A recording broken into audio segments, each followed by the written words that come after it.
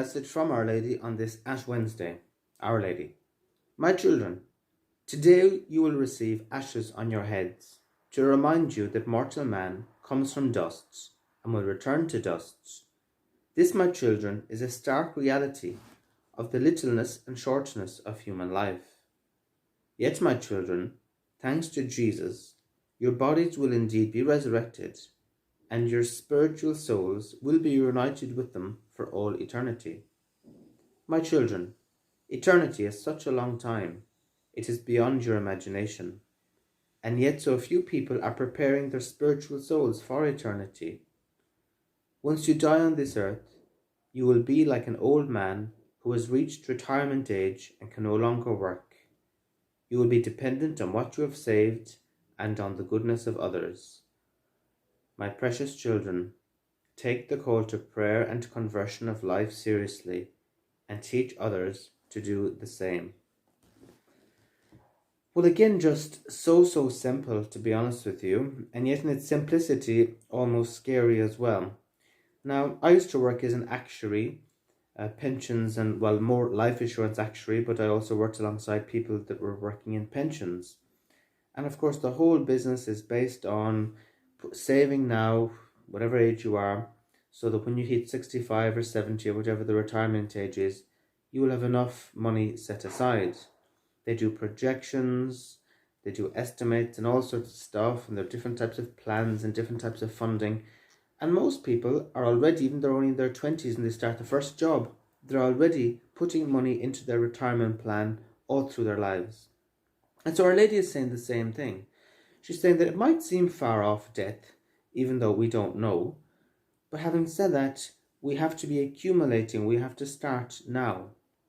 And she's reminding us, just as the priest would put ashes on our heads and say, dust you were and dust you will return, that it's true, it's not to frighten us, it's just a reality.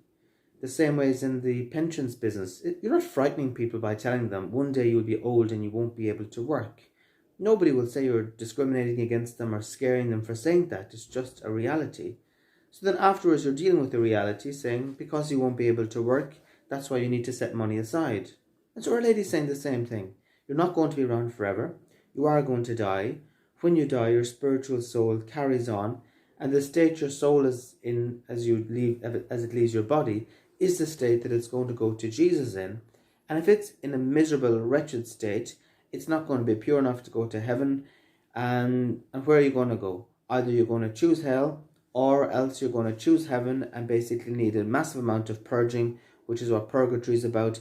And even there, you'll end up in heaven all right, but you could have had a far greater place. You could have been shining and far closer to God had you made more of an effort on this earth.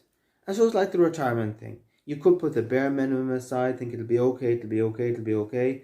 You hit 65, and there you are, just with the absolute minimum. You can't go anywhere and you can't really enjoy your retirement. Okay, you're not homeless, but had you put money aside, you could have lived a far better retirement. And so Our Lady, you see, they want the best for us. They're not scaremongering us, they just want the best for us. And so that's why she's saying, put our money, but put prayer aside. And this Lenten, take the call to conversion serious, take the call to our spiritual soul serious, and remind ourselves, and don't be afraid to remind others. And yes, we might get mocked, we might get laughed at, we might get jeered at, but that's all part of it. But just like those people who maybe were mocked and jeered at for saving money or whatever, and then all of a sudden something happened, retirement came, and then the very people who were mocking and laughing at them were the ones afterwards that said they were right all along.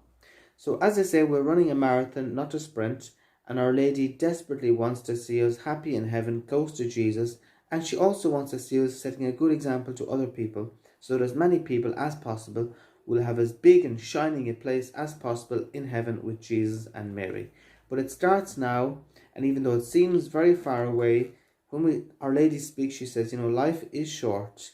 And imagine she's been around for the last 2,000 years more, and she's seen people born and dying and born and dying and born and dying for generation upon generation upon generation. And even though life at times, as we're living it, can seem like it goes slowly, often when we look back, it seems like, bang, where did it go? And so what are we going to do when we face death, and if we realize, gosh, I haven't made any provisions for death? So don't be in that situation. Listen to the words of Our Lady and have a very prayerful and blessed Lent. Thank you.